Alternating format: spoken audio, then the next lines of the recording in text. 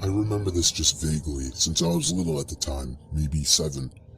In my old house, my room had its own floor. It wasn't even supposed to be a bedroom. It was more of an attachment to the attic, or a closet-type room. The people that owned the house before us used it as a playroom for their daughters. My room also had a huge closet door that was attached to the attic. The closet was elevated up so that you would have to climb a set of wooden stairs to get into it. It had a big sliding door, and it was completely packed with toys and other junk from my childhood. Since I was little at the time, I always got scared of being so separated from the rest of my family and having that huge closet in my room. Then there was this one night. I was laying in bed, afraid after watching a scary movie with my family. Then I heard the sound of a toy fall over up in the closet. I jumped out of my bed and ran to my parents' room. They told me there was no one in my closet. They saw how afraid I was, so they let me sleep in their room that night. The next night, I had kind of forgotten about it until I heard it again. The sound of a container of Legos spilling out everywhere up in the closet. Again, I ran to my parents' room and told them about it. My dad was starting to grow impatient with me. He reluctantly agreed to let me sleep in their room again. The next day, me and my mom checked the closet, and there it was. A pile of Legos lay on the floor, spilled out of the container. I thought this was proof that somebody was in my closet, but my mom assured me that it simply fell over. That night, my dad locked his door. He said he was tired of my nonsense. I couldn't sleep that night. I lay there completely silent with my young boy imagination running, waiting for another sound to come from the closet. It was probably about an hour before it happened. It broke the silence. The sound of the closet door rolling open with force. The moonlight shining through my window illuminated the figure standing by my closet door. I let out the most horrific, ear-piercing scream you've ever heard, as pure terror swept over my body, a feeling that I still remember today. The figure jumped down from the closet and ran out of my room and out the front door of my house. My mom ran up to my room in shock, as my dad ran downstairs trying to catch whoever it was, but he never did. The police never caught the man. When I was in 8th grade, I went on a school trip that was called the Louisiana Tour. It was mostly going around to significant sites in South Louisiana. One of the places we went to was Myrtle's Plantation, which is considered to be one of the most haunted places in the country. There are all kinds of stories about the place, but at one point we were standing in a room as a part of a larger group, and the tour guide was talking about something. I don't remember what. As I'm standing there, I start to hear what sounds like someone hitting a piano key. After I heard it a couple times, I started to look around for the source of the sound. I didn't see a piano, but I kept hearing it, so I asked my friends who were standing near me if they heard it. They said no. When I heard it again, I said there it is again, they must have heard it. They thought I was crazy. So I went back to looking around the room. Everyone's eyes were on the tour guide except for one woman. She caught my eye and pointed at me, and then at her ear with a questioning look. I realized she was asking if I heard it too, and I nodded. At this point, the tour guide starts telling a story about a soldier who had died there, and that he played the piano, and multiple guests had reported hearing him playing in the night. I honestly didn't know what to think. I guess I still don't.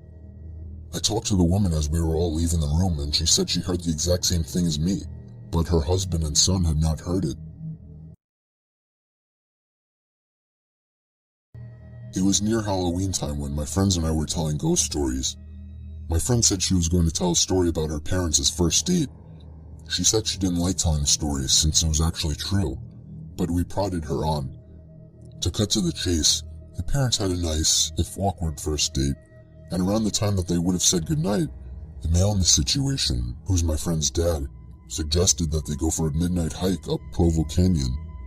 He apparently knew the place, since he had done a fair amount of rock climbing in the area. So the two drove up the mouth of the canyon, got out of their cars, and started hiking under just the light of the stars, since it was a new moon. At some point, the man starts getting a bad feeling, since the pathway ahead, which would pass under some trees, would be dark, and because it was getting quite late. He ignores the feeling and presses on. A minute later, the feeling came back to the man. He ignored it again and started walking a bit of the way into the trees when his foot hit something soft in the middle of the path. Under the trees, it was too dark to see just what this soft thing was, and the feeling came back stronger than ever. Instead of finding out what his foot had bumped into, he and the woman both agreed to hightail it out of there. Years later, after being married for some time, they were watching an interview with the serial killer Ted Bundy. In response to a question asking him to describe the time that he felt the closest to being caught, he explained about the night that he lured a girl into Provo Canyon and had just killed her when he heard some people coming up the trail. He explained how he hid in the trees just in time, only to watch some guy walk right into the body, and for some reason, just turn around and walk away.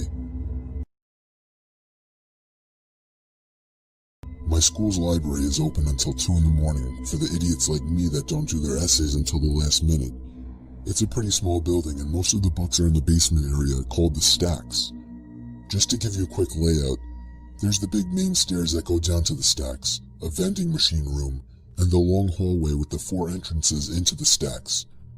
The stacks are 2 really big rooms on opposite sides of the hallway with a huge amount of bookshelves and study desks lining the walls. I was there around 11 p.m. last year.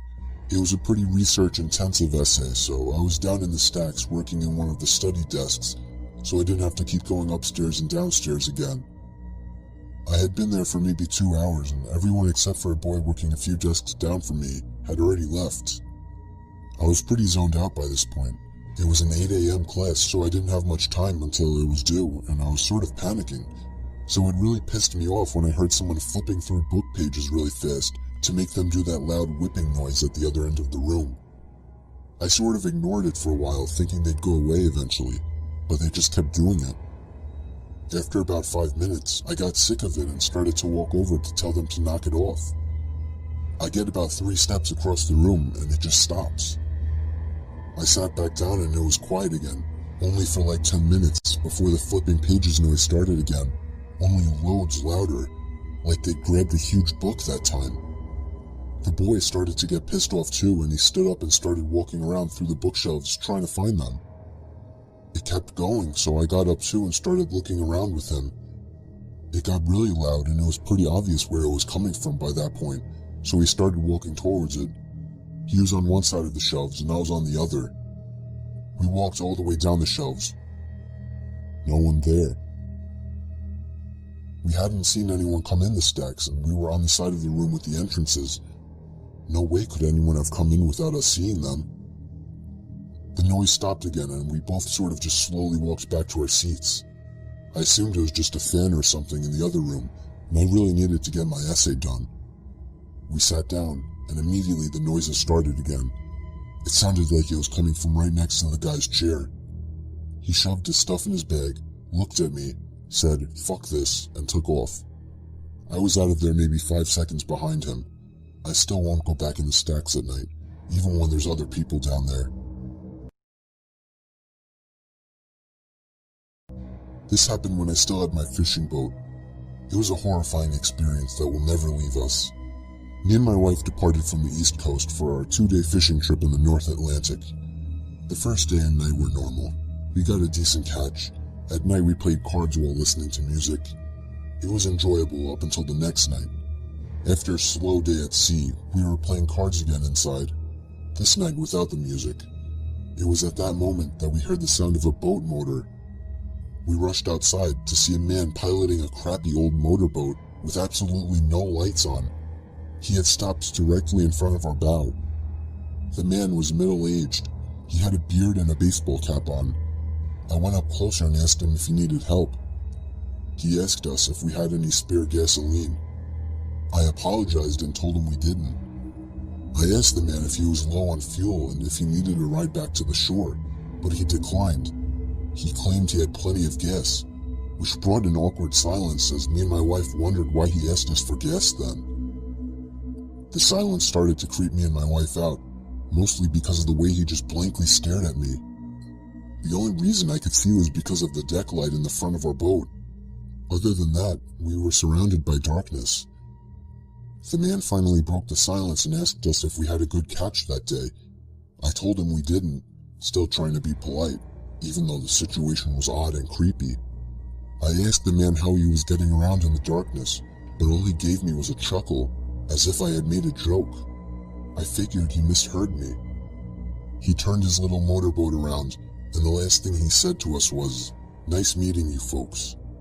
He sailed off into the total blackness surrounding us. Me and my wife were completely weirded out. My wife told me she was afraid he was going to rob us. Being a fisher, you run into and make conversation with other sailors and fishers all the time, but I knew something about that guy was off. The fact that he came up to us so late at night, so far from the shore, and alone in that little motorboat, and the way he acted, we were both really uncomfortable, so I decided to turn out our lights and sail a bit north just to make sure the guy couldn't find us again. Call me paranoid.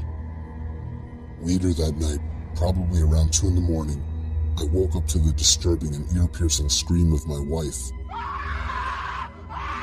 I shot up from my laying position to see a man standing at the edge of our bed. I lunged out of the bed towards the man, but he was out of the cabin before I could even get out of the room. I heard the sound of the same motorboat starting before speeding away into the darkness again. We sailed all the way back to the shore that night and reported the man right away. Of course, nothing was ever heard of the topic again. We still have no idea what the man wanted or what he was planning on doing, but it still gives me nightmares to this day.